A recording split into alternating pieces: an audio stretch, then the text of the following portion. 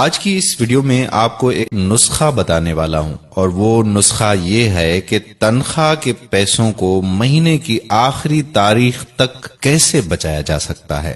تو اس حوالے سے آج کی اس ویڈیو میں آپ سے ہوگی بات۔ یہ واقعہ ایک سعودی نوجوان کا ہے۔ یہ اپنی زندگی سے مطمئن نہیں تھا۔ اس کی تنخواہ صرف 4000 ریال تھی۔ شادی شدہ ہونے کی وجہ سے اس کے اخراجات اس کی تنخواہ سے کہیں زیادہ تھے۔ مہینہ ختم ہونے سے پہلے ہی اس کی تنخواہ ختم ہو جایا کرتی تھی اور اسے قرضہ لینا پڑتا تھا۔ یوں وہ آہستہ آہستہ قرضوں کی دلدل میں ڈوبتا چلا جا رہا تھا، اور اس کا یقین بنتا جا رہا تھا کہ اب اس کی زندگی اسی حال میں ہی گزرے گی۔ باوجود یہ کہ اس کی بیوی اس کے مادی حالت کا خیال کرتی، لیکن قرضوں کے بوجھ میں تو سانس لینا بھی دشوار ہوتا جا رہا تھا۔ ایک دن وہ اپنے دوستوں کی مجلس میں گیا۔ وہاں اس دن ایک ایسا دوست بھی موجود تھا جو صاحب رائے آدمی تھا، اور اس نوجوان کا کہنا تھا کہ میں اپنے اس دوست کے مشوروں کو قدر کی نگاہ سے دیکھتا تھا۔ کہنے لگا کہ میں نے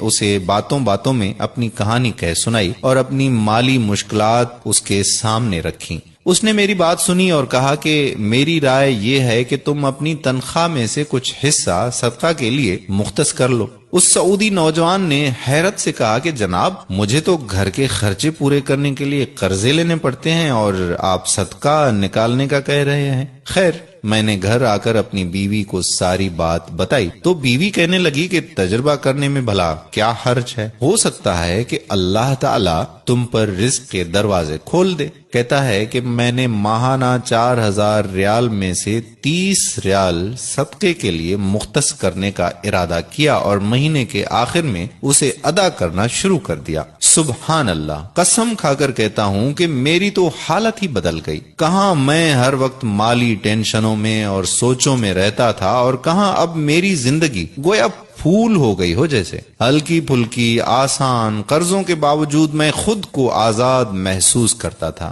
ایک ایسا ذہنی سکون تھا کہ میں بیان نہیں کر سکتا۔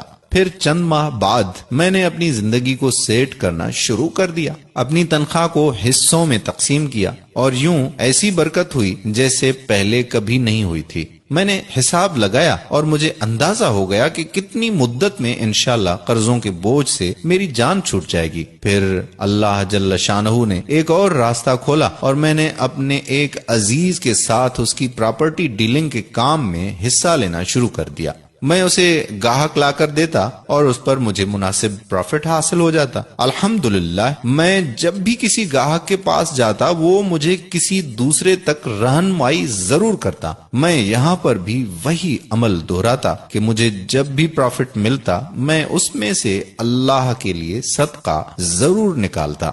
وہ کہتا ہے کہ اللہ کی قسم، صدقہ کیا ہے کوئی نہیں جانتا سوائے اس کے کہ جس نے اسے آزمایا ہو۔ صدقہ کرو اور صبر سے چلو، اللہ کے فضل و کرم سے خیر و برکتیں اپنی آنکھوں سے دیکھو گے۔ تو میرے پیارے بھائیوں اور محترم بہنوں، صدقے کی بہت زیادہ اہمیت ہے۔ جتنا ہو سکے زیادہ سے زیادہ صدقہ کریں۔ ایک صدقہ تو آپ ابھی اس وقت نکال سکتے ہیں، اور وہ صدقہ یہ ہے کہ آپ اس ویڈیو کو زیادہ سے زیادہ شیئر کریں تاکہ لوگوں کو صدقہ کرنے کی توفیق ہو، اور جو بھی صدقہ کرے گا اس کا ثواب آپ کو بھی ملے گا اور ہمیں بھی ملے گا۔ جب آپ کسی مسلمان کو تنخواہ میں سے صدقے کے لیے رقم مختص کرنے کا کہیں گے اور وہ اس پر عمل کرے گا تو آپ کو بھی اتنا ہی اجر ملے گا جتنا صدقہ کرنے والے کو ملے گا، اور صدقہ دینے والے کے اجر میں کوئی بھی کمی واقع نہیں ہوگی۔ سوچئے، آپ اس دنیا سے چلے جائیں گے اور آپ کے سبب آپ کے پیچھے کوئی صدقہ کر رہا ہوگا۔